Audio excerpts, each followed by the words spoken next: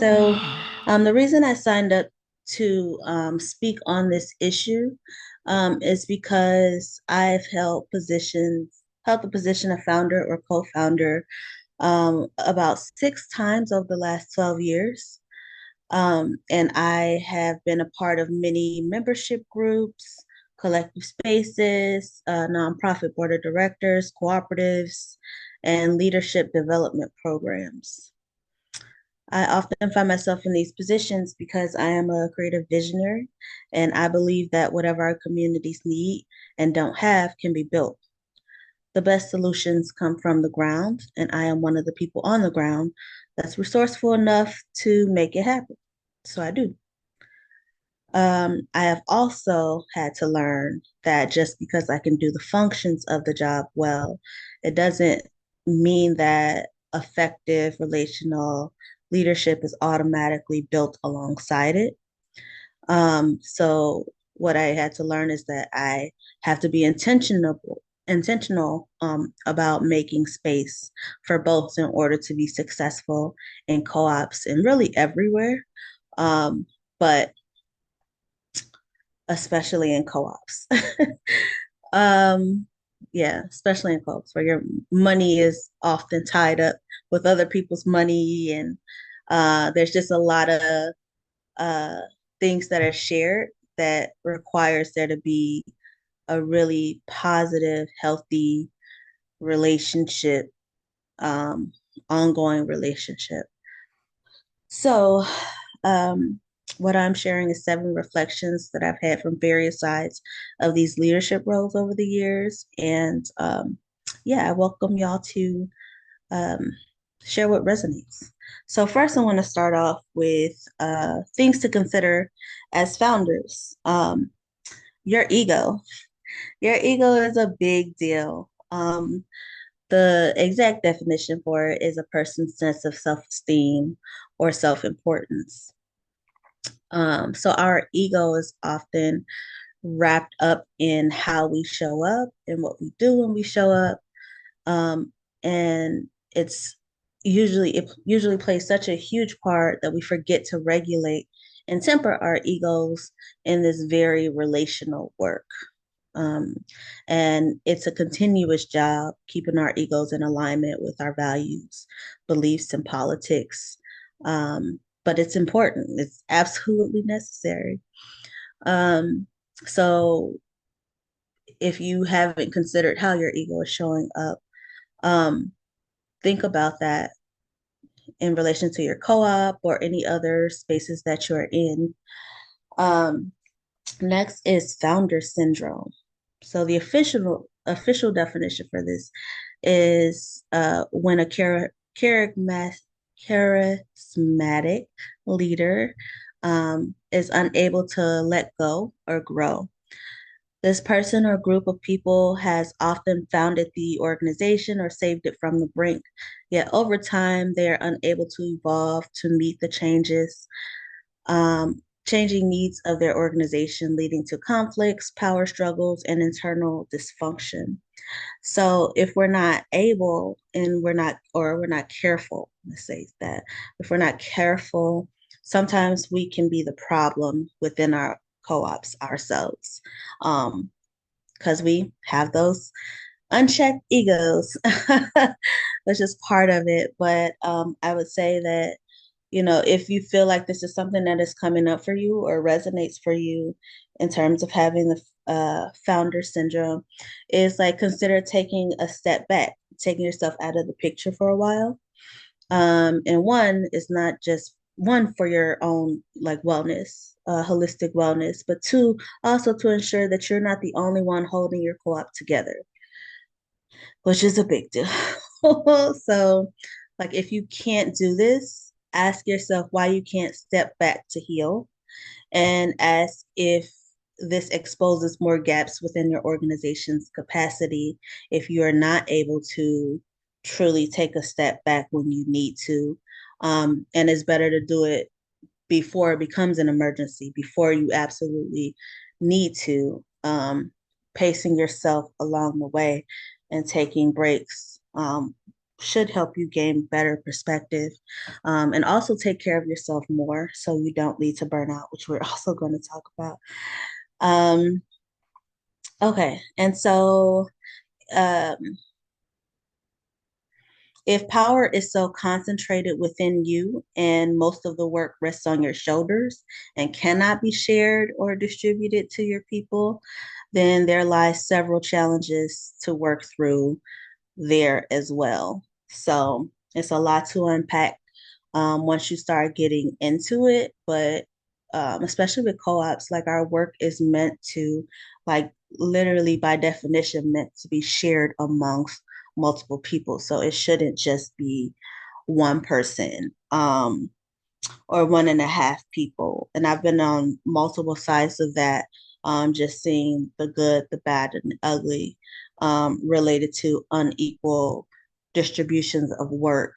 Um, and even just how your power shows up. Like some people just have more skills in certain areas, but um, it's still important to be pacing yourself and not allowing all of that to fall on your shoulders. Anyways, we'll move on.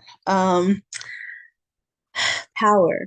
Power is so important. Having a power analysis and some deep self reflection is super important to any leadership role that you have, because power differentials, social positionality, and this compulsory hierarchy that we often have, from just coming from business as usual or even nonprofit spaces, where things are not intended to be very collective, um, or shared in that way. It's really important to reflect on how your power or influence is operating in your space. Is it implicit power? Are people just agreeing with you because they don't want to challenge you and the authority you hold in your position? Or do people genuinely agree with you in the decisions that you're making or what you are bringing to the table? Um, and who holds power and how they wield it is so important.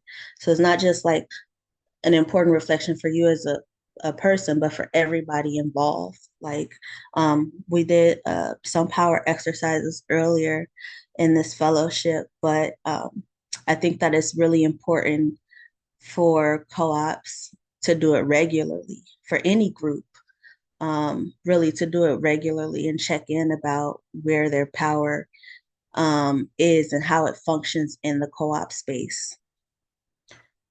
Um, okay. And one of my favorite things to talk about, trauma bonding. So, people often come to us wounded and hurting. Many of us find each other in struggles for our humanity and or against systems of oppression.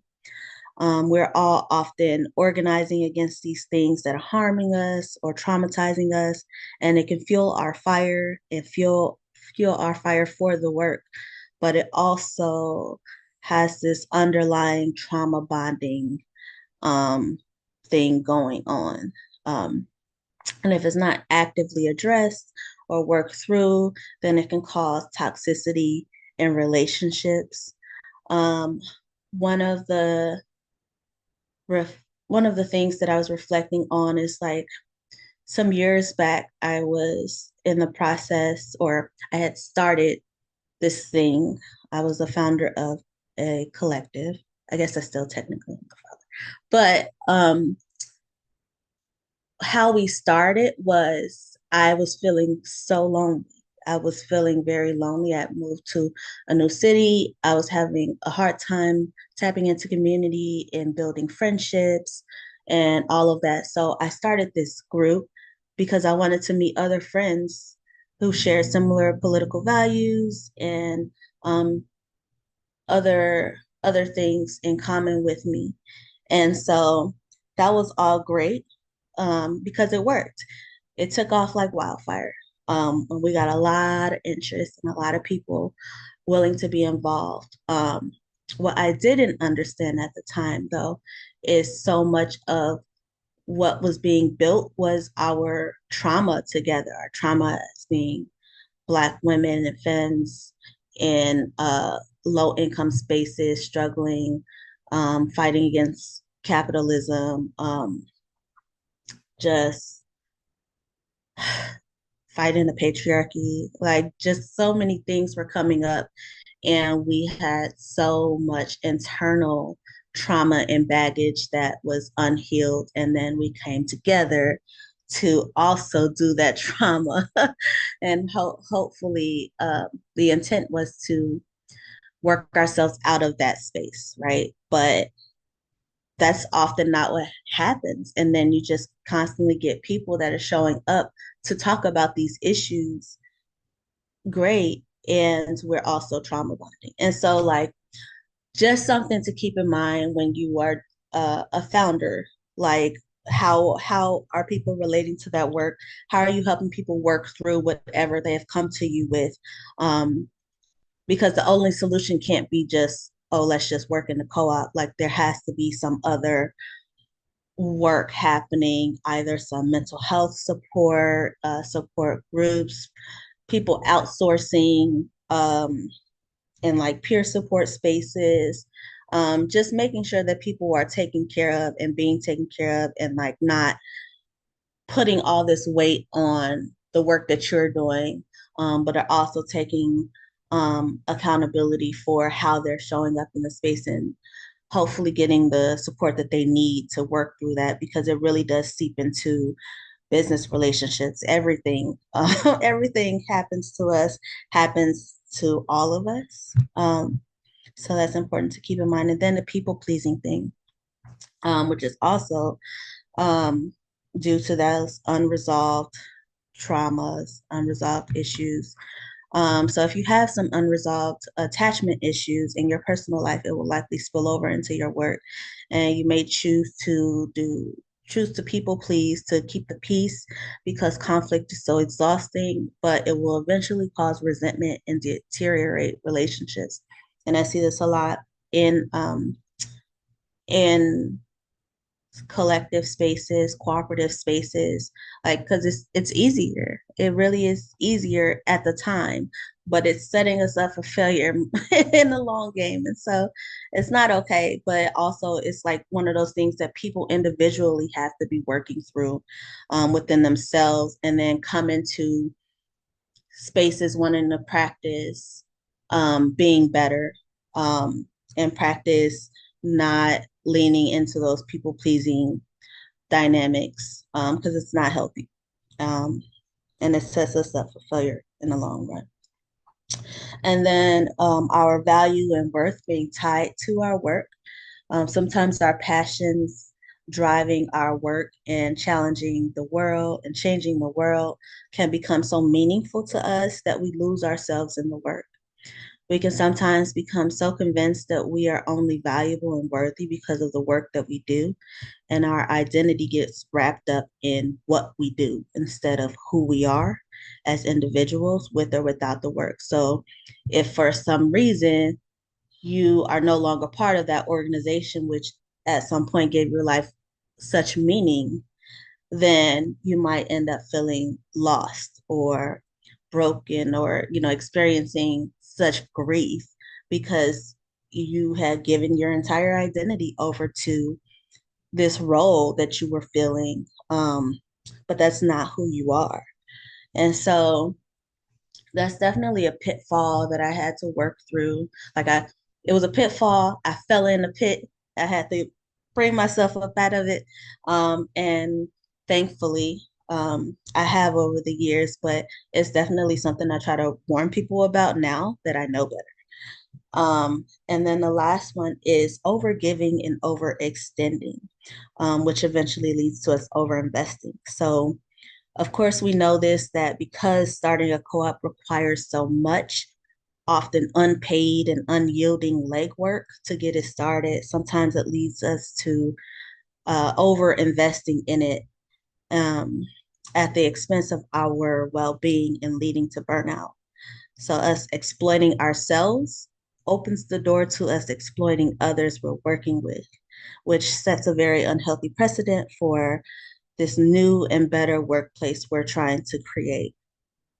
And if we are definitely trying to counteract replicating those harmful systems within our co-ops, we have to start with us. We have to take a step back and breathe and make sure we have a healthy work-life balance and make sure we're not overgiving and overextending ourselves. Um, because even if we don't explicitly say that is what we're expecting of our coworkers or other worker owners or members, they're watching us. Um, Unfortunately, they're modeling after us often, and that's just going to lead to even more exploitation. And it's hard. It's hard to kind of um, shift that if you're not being intentional about shifting that and not replicating toxic capitalist ideals within our workspace. Um, so yeah, so these are just some things that I've been reflecting on over the years, and um, I wanted to keep it short, but I'm always thinking about these things. So if y'all want to talk about these things, you can hit me up because it's always on my mind. I'm always trying to figure out better ways to move. I feel like at the conference, I was able to get some resources on like counteracting some of these things and will hopefully be able to like process that and be able to share it with co-ops who come to me for advice.